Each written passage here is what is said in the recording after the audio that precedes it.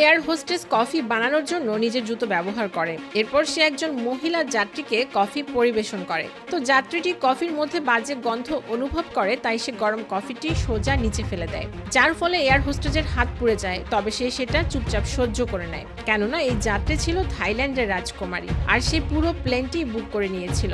এজন্য সেই প্লেনের সুপার ভিআইপি যাত্রী। তো হঠাৎ রাজকুমারী বিমানের এয়ার হোস্টেসের হাতে হীরের আংটি দেখতে পায় আর তাকে জিজ্ঞেস করে সে এত দামি আংটি কেন পড়েছে, কিন্তু এয়ার হোস্টেস তার কথার কোনো উত্তর দেয় না। আর রাজকুমারী হীরের আংটিটি নিয়ে মাটিতে ফেলে দেয় আর সেটার উপর পা রাখে, যার ফলে এবার এয়ার হোস্টেস অনেক রেগে যায় আর কিছুক্ষণ পরেই খাবারের সময় হয়ে যায়। তো এয়ার হোস্টেস জেনে বুঝে লাল সসের সাথে নুডলস মিক্সড করে সেটা রাজকুমারীকে খেতে দেয়, যদিও সে জানতো রাজকুমারীর লাল সসে অ্যালার্জি রয়েছে।